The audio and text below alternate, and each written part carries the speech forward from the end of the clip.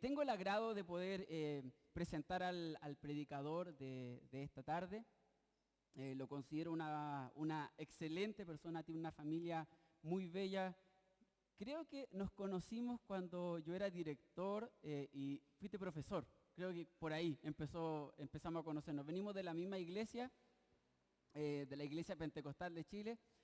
A mí me trajeron para acá y Abel sigue allá. Este Abel bueno, hay un Abel, no, todos los Abel son buenos. Todos los Abel son buenos, así que no, todos los Abel son buenos. Él se llama Abel Carbacho, tiene una linda familia, está casado con Gloria y su hija Solange y Daniel. Y tiene la verdad más allá de lo que yo pueda decir ahora, reconozco en ti, Abel, en tu familia, un amor por la iglesia, una trayectoria que dice esto, no es simplemente una palabra de buena costumbre lo que estoy diciendo. Reconozco en tu familia una familia que ha trabajado constantemente en la iglesia y yo me alegro por eso. Abel ha trabajado como fundador, de hecho él algo de eso nos va a contar, es fundador de la Fundación Hechos, director voluntario desde el año 2004 del Hogar de Ancianos Betania, es director del Departamento Social de la Iglesia Pentecostal de Chile desde el año 2013 a la fecha y miembro del Consejo Directivo del Instituto Bíblico y Teológico de la Iglesia Pentecostal de Chile desde el año 2009 a la fecha. Él también es tecnólogo médico del Hospital Clínico de la Universidad Católica de Chile, orientador familiar de la Universidad Católica del Norte, coach en identidad de género y sexualidad certificado en el Instituto Formación Familiar de España y coach de liderazgo certificado por Equip y Lidere. Y también cocina. Así, entiendo que también cocina. Yo agradezco a Abel que hayas aceptado con mucho cariño la invitación a compartir con nosotros el día de hoy y espero que nosotros podamos estar atentos a la voz del Señor, ¿Trajeron su Biblia? Ustedes saben que yo soy un poco escéptico. A ver, quiero verla. ¿La puedes levantar? Eso, muy bien. Abel, te invito por favor que puedas pasar acá conmigo. ¿Qué le parece si oramos por Abel y lo hacemos sentir cómodo? Aquí nadie come, nadie, tranquilo. Bueno, un par por ahí, pero creo que no vinieron hoy día, así que tranquilo. Vamos a orar por ti para que Dios te use y podamos sentirnos bendecidos por la palabra del Señor. Oremos por Abel. Señor, yo oro por mi amigo Abel, a quien lo conozco ya hace varios años y tiene un corazón de servicio enorme. Ha estado disponible para su iglesia y ha estado disponible para sus amigos, como en mi caso, cuando hemos necesitado un consejo, una orientación. Y yo por eso doy muchas gracias, Señor. Estamos atentos no a la trayectoria de Abel, sino a tu palabra a través de lo que Abel dirá. Así que rogamos, Señor, que tú le des gracias y a nosotros nos des un corazón atento y humilde para escuchar tu palabra. En el nombre de Jesús te agradecemos. Amén. Amén. Que Dios te bendiga. Que el Señor les bendiga. Es un privilegio, un honor para mí poder estar acá y compartir con ustedes esta mañana. Conocía el templo, no conocía la iglesia. Tuve la oportunidad de estar hace algunos años acá en el templo participando de un proceso de formación en liderazgo, pero hoy es un privilegio para mí poder verles, aunque sea solo mirar sus ojos, y agradecido de esta oportunidad que el Señor me brinda y me regala. Quiero también agradecer a los pastores de esta iglesia, al pastor Luis, al pastor Andrés, mi amigo, por darme esta oportunidad porque entiendo que generalmente los pastores procuran el día domingo entregar el pasto más verde a sus ovejas y han confiado en este humilde arriero para compartir la palabra del Señor el día de hoy. El día lunes estuve en una reunión en un centro de rehabilitación en Curicó, donde yo vivo, para presentar allí un proyecto social de trabajo con los residentes de ese lugar. Y yo no sé si ustedes lo saben, pero las organizaciones que entregan este servicio y que dependen del ministerio, en este caso del Ministerio Social, y particularmente de Sename, tienen un tiempo máximo para mantener allí a los adolescentes que es de 3 meses. En algunos casos excepcionales ese tiempo puede prolongarse hasta 6, pero por lo general son 3 meses lo que los adolescentes pueden permanecer en esa residencia. Entonces, cuando yo me enteré de esta situación, miré a la directora que estaba ahí conmigo, a una trabajadora social, y les dije, ustedes y nosotros tenemos el mismo propósito, tenemos la misma intención. Ustedes quieren rehabilitar adolescentes, nosotros también queremos rehabilitar adolescentes. Ustedes usan el conocimiento científico, el método científico, los conocimientos que le ha aportado la ciencia en esta materia a través de la psicología, la psiquiatría y todas las medicinas. Pero ustedes saben que en 3 meses es imposible rehabilitar a un muchacho adolescente que ha consumido pasta base durante 5 años. La directora me miró y consintió con la cabeza como reafirmando lo que yo acababa de decir. Yo les propongo algo, les dije. Y para que ustedes no tengan problemas con las instituciones de gobierno que fiscalizan este centro, ustedes pueden plantear que se trata de un nuevo método, una innovación terapéutica basada en la fe.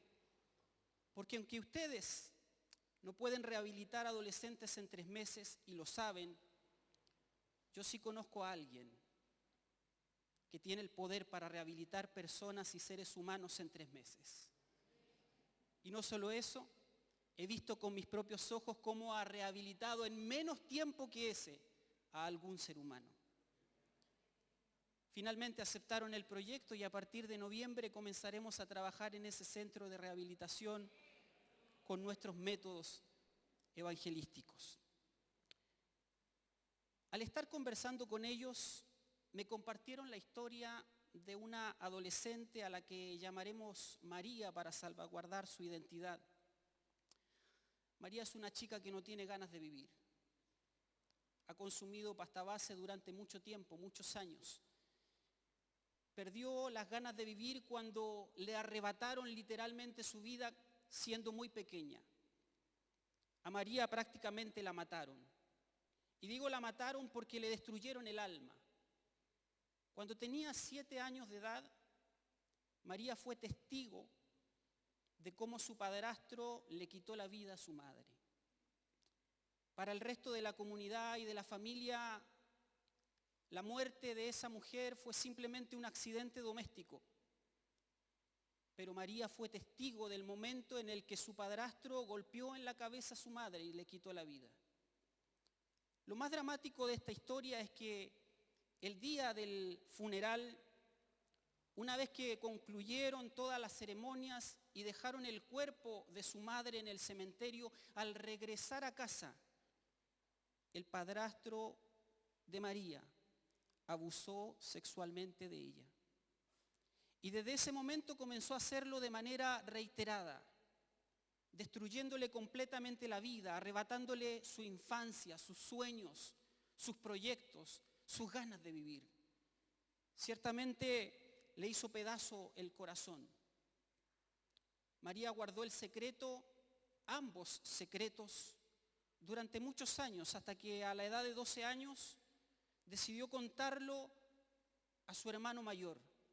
Y su hermano mayor, empoderado por la ira que le generó tal información, terminó asesinando al padrastro. En medio de esas circunstancias, María encontró refugio en las drogas. Encontró en las drogas la oportunidad de huir de sus problemas, de escapar de la angustia que le generaba su dramática historia. Sin embargo, esta historia que pudiera parecer anecdótica y extraña, grafica por lo general lo que acontece a diario de manera silenciosa en ciudades como esta. En ciudades donde los arquitectos pareciera que olvidaron colocar allí el espíritu de comunidad en el diseño. Y ciudades como esta nos ofrecen un perverso sentido del anonimato, donde a nadie se le debe rendir cuentas. Y cuando no rendimos cuentas, entonces surge, por lo general, lo peor de los seres humanos. Me hace mucho sentido las palabras del gran pastor bautista Martin Luther King cuando dice que existiendo muchas problemáticas en el mundo, muchos problemas de diversa naturaleza en nuestra sociedad, para él el verdadero problema o la verdadera preocupación no es la maldad de los perversos, sino la indiferencia de aquellos que nos llamamos buenos. En ese sentido, personalmente me preocupa una creciente polarización que existe en nuestras comunidades cristianas, en nuestras comunidades evangélicas. Por un lado, están aquellos que suelen afirmar o relativizar la vida de un ser humano solo al mundo espiritual. Solo tienen una percepción espiritual del ser humano, pero se olvidan de su naturaleza humana, de sus sufrimientos domésticos. Otros, en cambio, han enfocado sus esfuerzos en los aspectos sociales del amor de Cristo y piensan que modificando las circunstancias sociales, el entorno social cambiará la vida de nuestras comunidades, olvidando ciertamente los profundos problemas sociales que vivimos como sociedad, olvidando que estos problemas no se resuelven simplemente con políticas públicas, porque no se trata solo de un asunto o de una materia de injusticia desde el punto de vista de la distribución de la riqueza o de las luchas de clases, sino que todas estas problemáticas sociales ciertamente tienen sus raíces más profundas en la naturaleza de un hombre caído, de un hombre que se ha olvidado de Dios, de un hombre que se ha separado de la voluntad de su Creador. Y sin regeneración del alma no hay verdadera justicia social. Esta es, en definitiva, la tentación, separar lo espiritual de lo social o lo secular, cuando un estudio profundo de las Escrituras nos permite entender y comprender que el ser humano es un ser integral y que el mensaje del Evangelio también es integral, como el propio Señor Jesucristo lo declara presentándose delante de escribas y fariseos, abriendo las páginas de la Biblia, por decirlo de alguna manera, del profeta Isaías, cuando dice: el Espíritu del Señor está sobre mí, por cuanto me ha ungido para dar buenas nuevas a los pobres. Me ha enviado a sanar a los quebrantados de corazón, a pregonar libertad a los cautivos y vista a los ciegos, a poner en libertad a los oprimidos, a pregonar el año agradable del Señor. Si de verdad queremos no solo conseguir adeptos y nuevos miembros para nuestras congregaciones, sino que de verdad anhelamos transformar a nuestras sociedades, a nuestras comunidades, lo que necesitamos es la formación de verdaderos discípulos en los cuales despertar una conciencia misionera. Ahora la pregunta es, ¿cómo desarrollar una conciencia misionera? Yo les propongo un camino. El camino que yo mismo transité hace algunos años atrás, cuando era un cristiano normal, que iba al culto con una Biblia normal, que cantaba las canciones en el culto de manera normal, que desarrollaba mi vida cristiana de forma normal y regresaba a la semana a mi realidad de manera normal. En medio de esa normalidad en mi vida cristiana, Jesús, reconociendo en mí la necesidad o el hambre por querer servirle, quitó, como lo hizo con el apóstol Pablo, las escamas de los ojos de mi alma y me permitió mirar por primera vez lo que él miraba y me permitió conectarme con lo que él se conectaba y me permitió amar lo que él amaba. Y lo que Dios ama más profundamente, sin duda, son las personas. Hay una historia preciosa de Jesús sanando a un ciego. Y Jesús realiza con él una intervención particular y luego le pregunta, ¿qué ves? Y el ciego responde, veo a hombres, pero los veo como árboles. Y entonces Jesús necesita realizar una segunda intervención en los ojos de ese hombre hasta que él, dice la Escritura, pudo ver claramente. Suele sucedernos así a muchos de nosotros los cristianos, que cuando llegamos al conocimiento de Cristo tenemos una percepción limitada de la realidad, una visión limitada de lo que verdaderamente Dios ama y espera de cada uno de nosotros. Tener efectivamente un corazón misionero.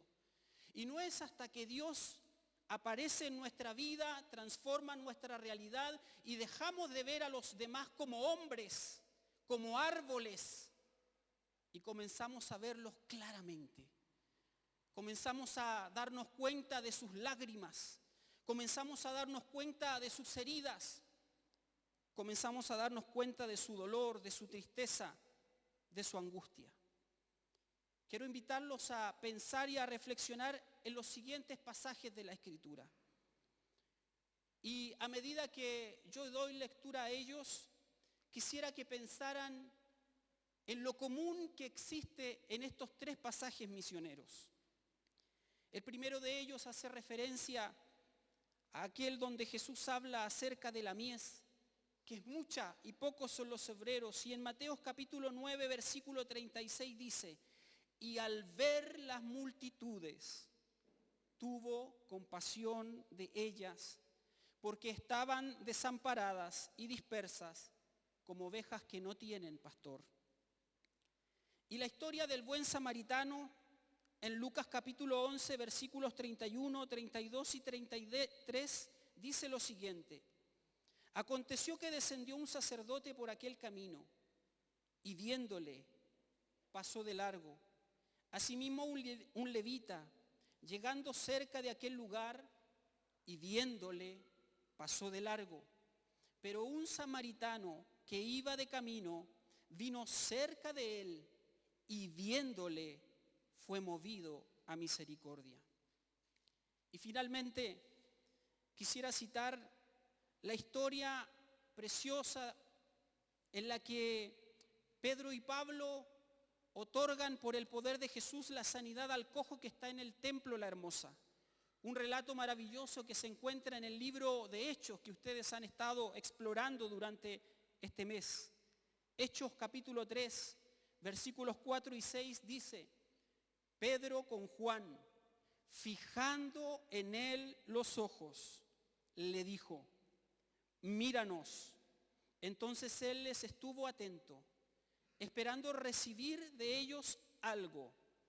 Mas Pedro dijo, no tengo plata ni oro, pero lo que tengo te doy. En el nombre de Jesucristo de Nazaret, levántate y anda. ¿Qué tienen en común estos pasajes de las Escrituras? A mi juicio, ellos nos otorgan una pauta para despertar una conciencia misionera en nuestras comunidades de fe. Y el primero de los actos o de las acciones que yo veo en común en estos tres pasajes misioneros es la capacidad de aprender a mirar. La compasión, queridos hermanos, siempre comienza con un acto. Toda obra misionera tiene el mismo comienzo, tiene el mismo principio y es el acto de mirar, de ver a quienes están a nuestro alrededor y conectarnos con su dolor, con sus lágrimas, con su sufrimiento, con sus necesidades.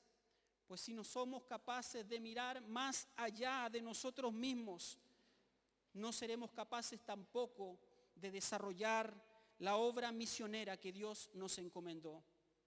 Porque este asunto no se trata de una cuestión de programas sociales dentro de las comunidades de fe. Sin duda que estos son importantes, porque despiertan de manera colectiva este espíritu misionero en nosotros. Pero la obra misionera no es una tarea que recae sobre las preocupaciones del pastor y sus programas implementados en la congregación. Es un desafío que tenemos cada uno de aquellos que nos decimos llamar cristianos.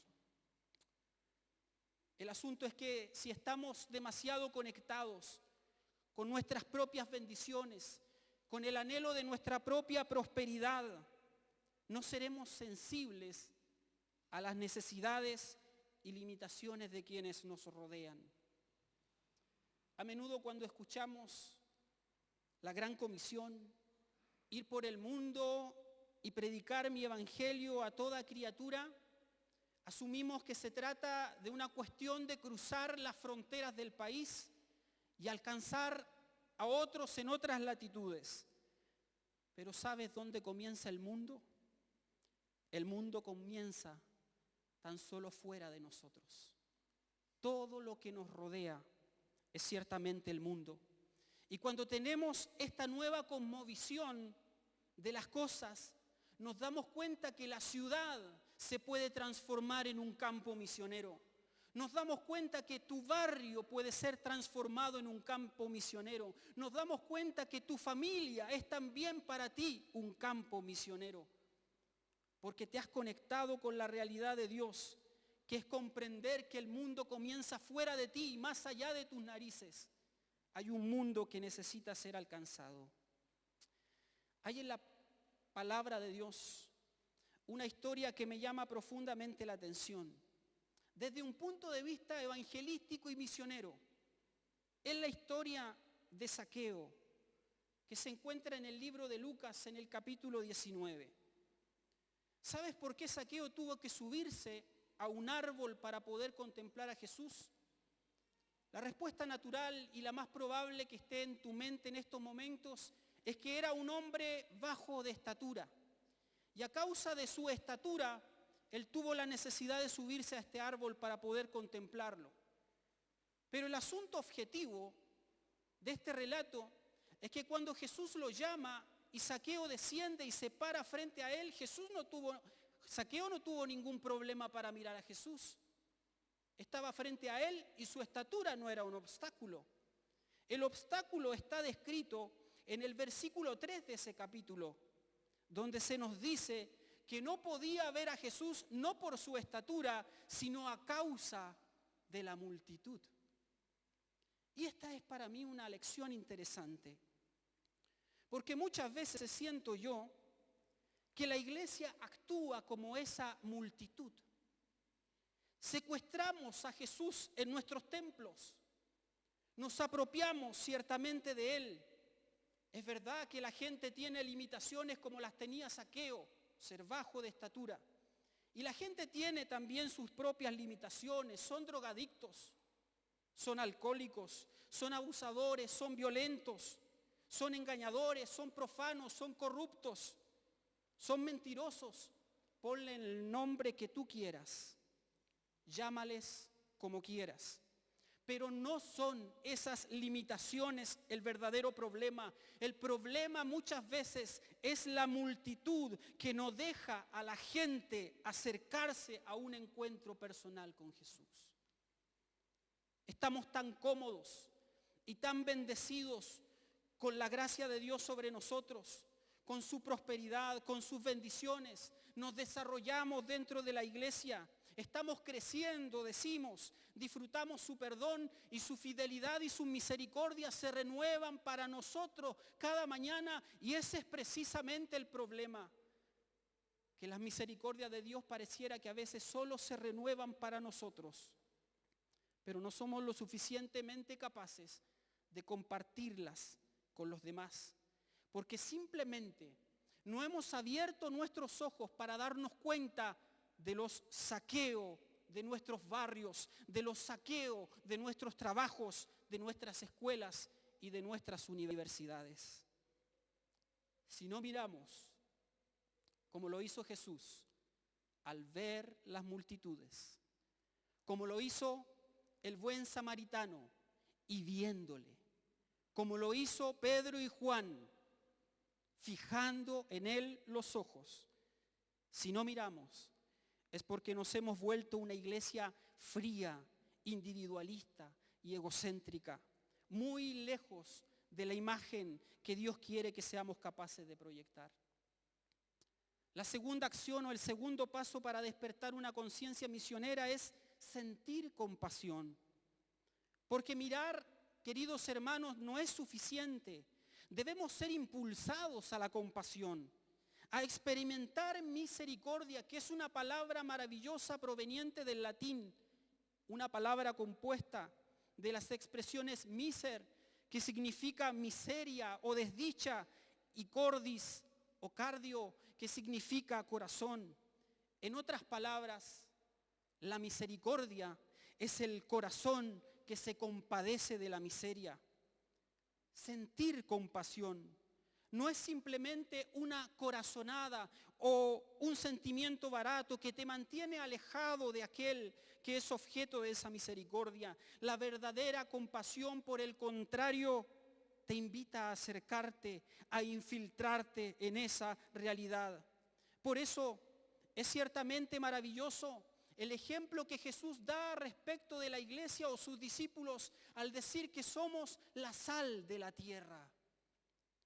Y usted sabe perfectamente que la sal, para ser efectiva, debe salir del salero para infiltrarse en aquello que necesita de su acción efectiva.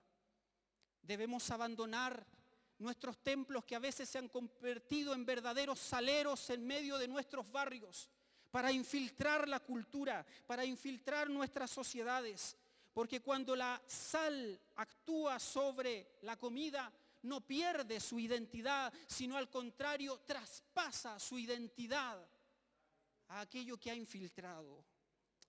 Así debe ser la iglesia.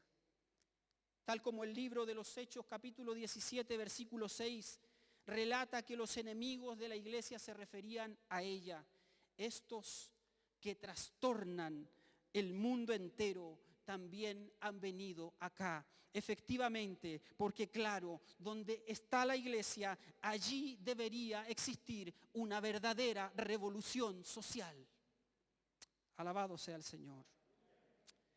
En este sentido, Robert Liddingcomb dice que existen 3 maneras de cómo la iglesia se relaciona con su entorno. La primera de ellas es la iglesia en la comunidad. Esta iglesia es aquella que solo está en la comunidad, pero no comparte con ella, ni menos se preocupa de esta. La segunda es la iglesia para la comunidad.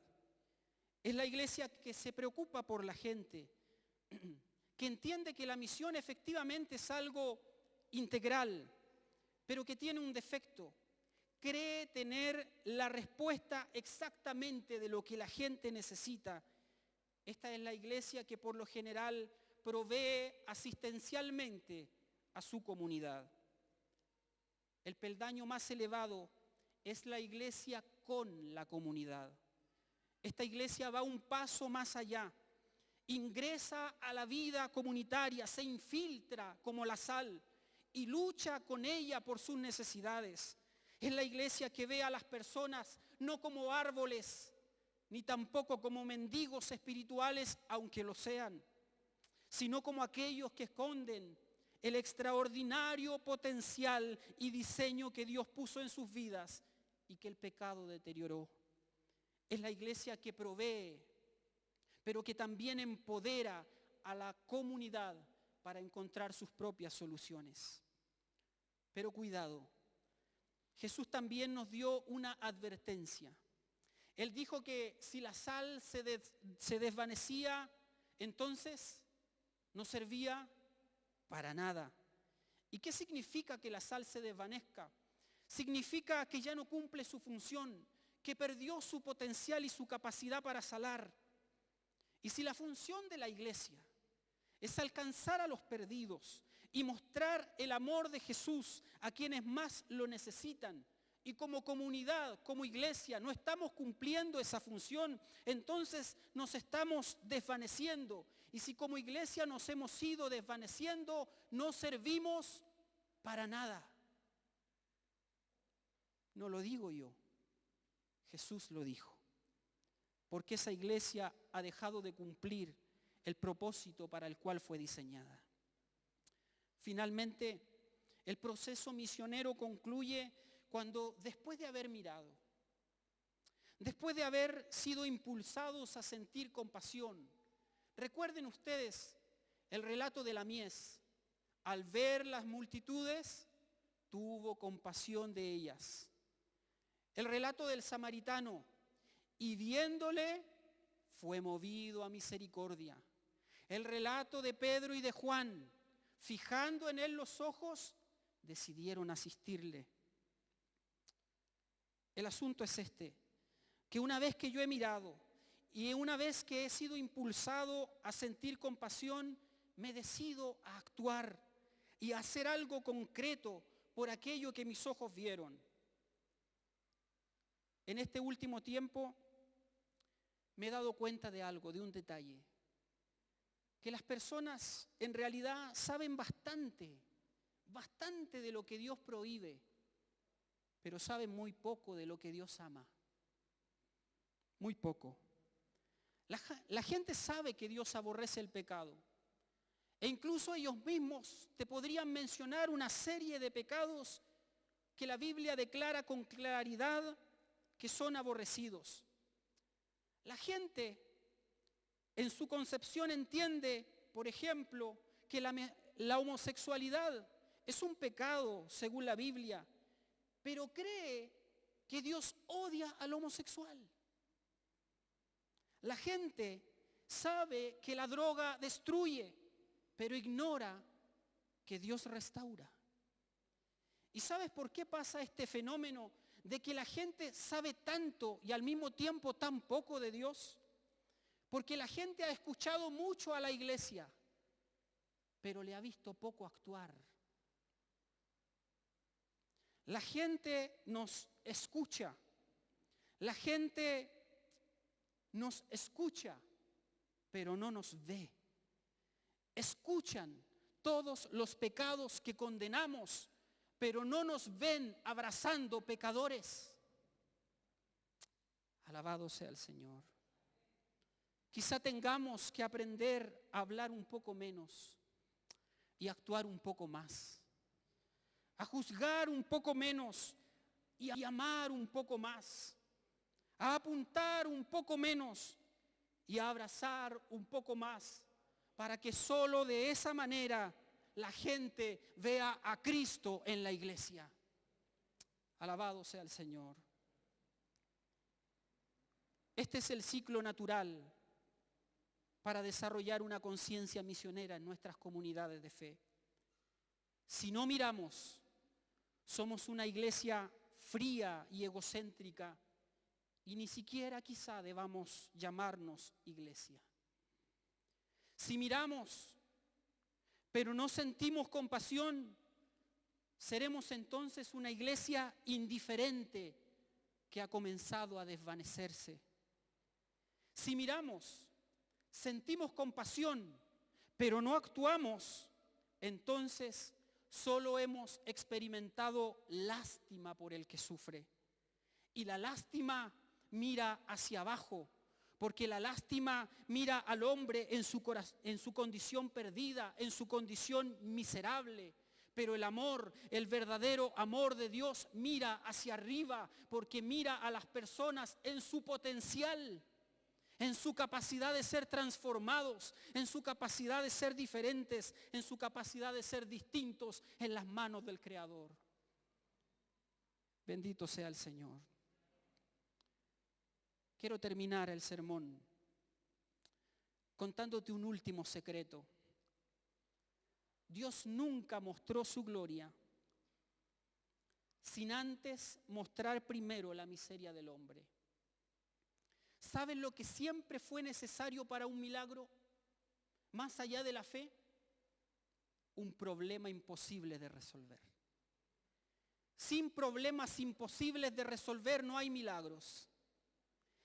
Sin soluciones difíciles y complejas no hay milagros. Y cada vez que Dios quiso mostrar su gloria, primero dejó en evidencia las miserias del hombre.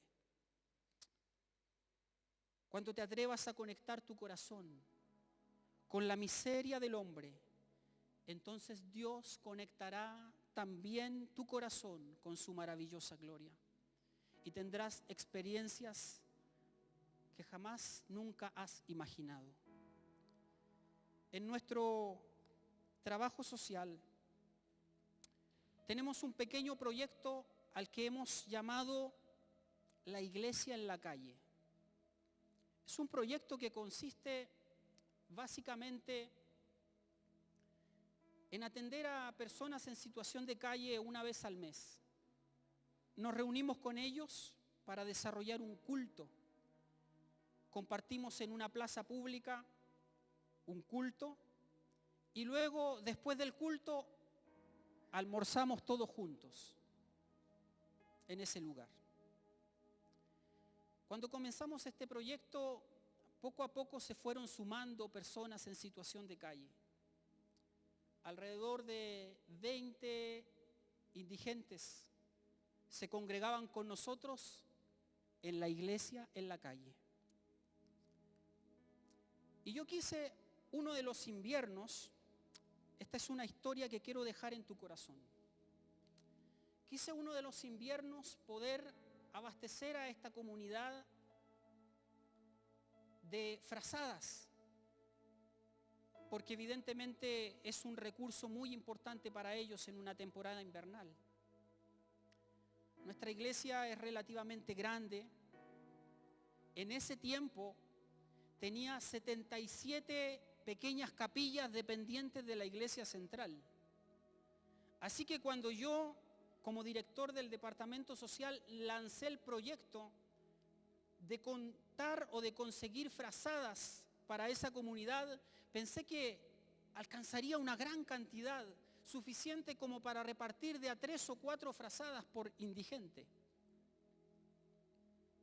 Habíamos agendado un día domingo determinado para entregar estas frazadas y cada uno de ellos estaba consciente de que ese día recibiría este elemento. El día viernes yo llegué a las oficinas del templo para ver las multitudes de frazadas que habían llegado a la casa del Señor, traída por los hermanos. Y la secretaria me dice: pasa a la oficina del fondo, ahí están las frazadas que han traído.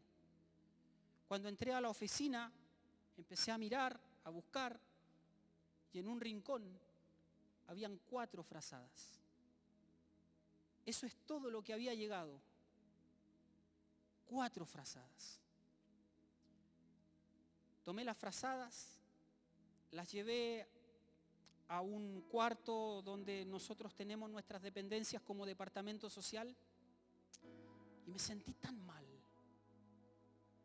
Llamé urgentemente a mis colaboradores, a la gente del equipo social y les dije: estamos en una crisis.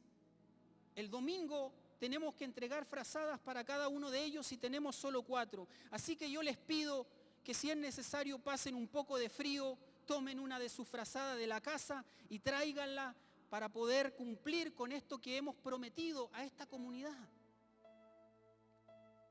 Al día sábado, por la noche, fui a ver cuántas frazadas más habíamos conseguido al poder yo motivar a mi gente y las conté una por una y teníamos 15 frazadas. Generalmente se reunían al día siguiente 20 indigentes, por lo menos.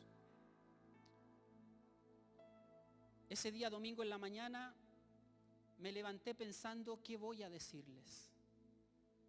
¿Cómo me voy a excusar delante de esta gente para decirles que no juntamos frazadas suficientes para todos? Y será tan triste poder entregarles a algunos y a otros no. Y me levanté pensando en eso. Y cuando íbamos camino a la plaza donde nos reuníamos, uno de los colaboradores, Samuel, se acercó a mí y me dijo: hermano Abel, y él es muy entusiasta, acabo de conocer a unos indigentes que viven en otro sector. ¿Quiere que los vaya a buscar para que vengan al culto el día de hoy? Y por primera vez, yo creo que a ningún pastor le ha pasado esto, a ningún líder le ha pasado esto, que no quiera que la gente vaya a la iglesia. Y yo le dije: no se preocupe, hermano Samuel, dejémoslo para el otro domingo. Y es que yo sabía que no tenía frazadas suficientes para todos. Así que llegamos al lugar y esa mañana llegaron 25 y yo tenía 15 frazadas para ellos. Así que lo primero que hice fue un acto humano, ponerme el parche antes de la herida y antes de comenzar el culto con ellos les dije, ustedes saben que les hemos prometido que el día de hoy recibirán frazadas, pero permítanme decirle que probablemente no alcancen para todos. Sin embargo, registraremos sus nombres, sus ubicaciones y durante la semana les haremos llegar la frazada que falte. Esa fue mi respuesta. Cuando estábamos terminando casi el culto, yo le digo a mi hija, a Solange, pongan todas las frazadas sobre la mesa antes de poder comenzar a comer. Vamos a bendecir estas frazadas. Y colocaron las frazadas, las 15 que teníamos sobre la mesa. Y Solange hizo una oración y les dije a todos, a toda la gente en situación de calle que estaban ahí, acérquense, pongan sus manos sobre estas frazadas. Y todos pusieron sus manos sobre las frazadas.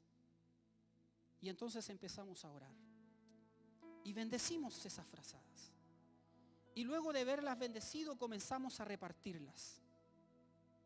3 frazadas, 5 frazadas, 10 frazadas, 15 frazadas, 18 frazadas, 21 frazadas, 25 frazadas.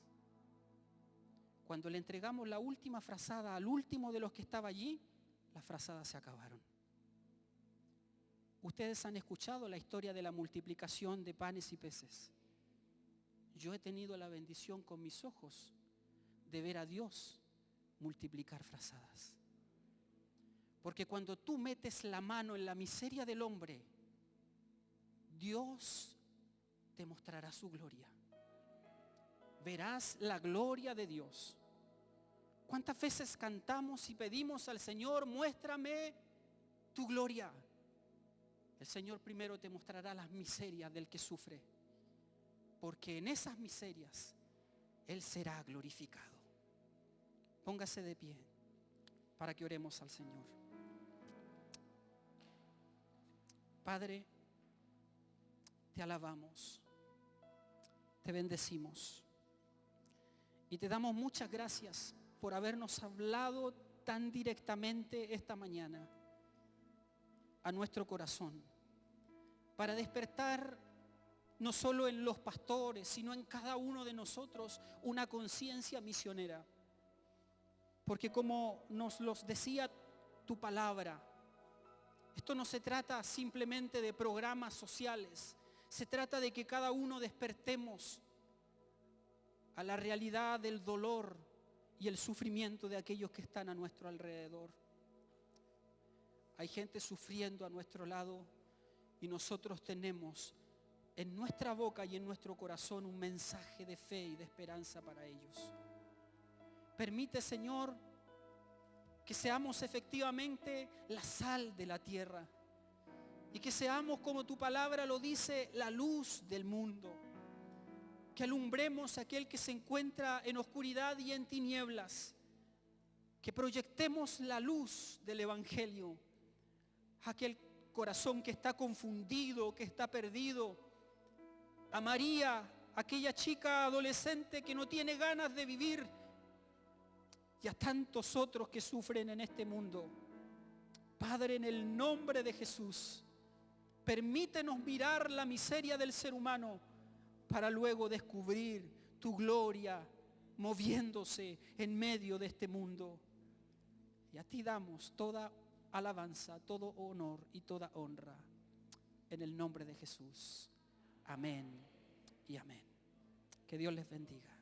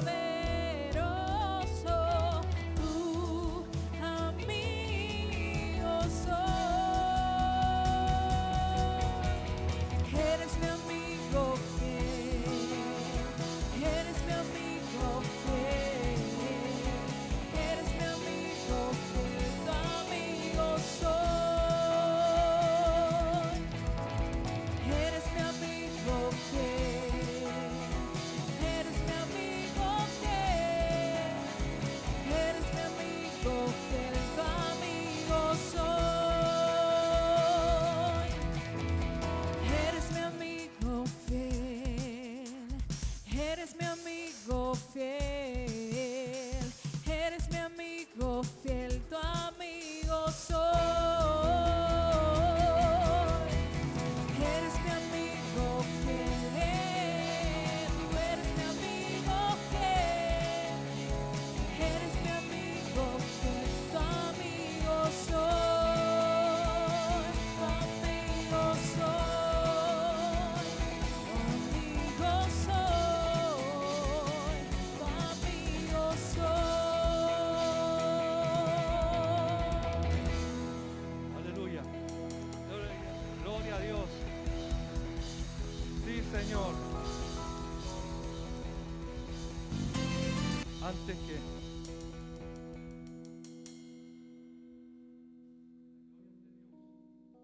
la gloria de Dios se va a ver en tu vida y en tu entorno cuando te encuentres con un problema que sea imposible de resolver. Tú hoy día llegaste, tú hoy llegaste con un problema. Tú hoy día llegaste, cruzaste ese umbral con muchos imposibles. Pero yo creo que tenemos un Dios que quiere mostrar su gloria hoy. Yo te invito a que ores antes de retirarnos y presenta ese imposible, ese que sigues cargando todavía. Presenta al Señor, ese amigo tuyo, quiere acercarse a ti y decirte: no estás solo, no estás sola. Yo te traje hoy día para decirte que soy tu amigo y que la gloria que tengo hoy será una realidad en tu vida, resolviendo esa situación. Presenta tu carga. Deja esas cargas, deja esas problemáticas, deja esas situaciones imposibles, deja esos problemas inconclusos, déjalos ahora. Deshágase de eso, déjalo. Y deja que el experto en lo imposible se encargue. El experto, el que es experto en lo imposible, se encargue de ti. Gracias, Señor. Gracias por habernos ministrado, gracias por habernos traído, gracias, Señor, por habernos levantado y habernos traído a tu casa. Gracias, Señor. Solo nos basta una palabra. Nos conformamos con escuchar una palabra, solo una palabra tuya, y será hecho. Gracias, Dios. Delante de ti dejamos toda situación difícil, imposible, donde hemos visto puertas que aún no se abren. Cuando hemos encontrado un diagnóstico terrible, cuando hemos visto que ya las finanzas no dan, solo nos basta una palabra tuya y será hecho. Todo eso imposible, tú lo transformarás en posible. Gracias, Dios. Ponemos delante de ti nuestras vidas. Gracias por haberme hecho transitar por estas situaciones tan complicadas, por este desierto, por este valle complicado. Pero hoy, este pastor maravilloso, el que me dijo que iba a estar conmigo y que iba a caminar conmigo y que íbamos a llegar al final, hoy, este amigo fiel me ha abrazado y me ha traído una palabra que transforma mi situación. Y hoy en victoria me retiro de este lugar, pero no de tu presencia. Abrázanos con ese tremendo y maravilloso amor que tienes, para que también podamos compartir con aquellos que están viviendo miserias. Seamos los portadores de esta buena noticia y que podamos ser esa sal efectiva al salir de este lugar. Gracias, Dios, gracias. Sigue siendo nuestro amigo fiel. Cantamos y declaramos esa gran verdad. Sigue siendo nuestro amigo fiel. Y con esto estamos, hermanos queridos, despidiéndonos de este tiempo especial. Vamos a decirle: eres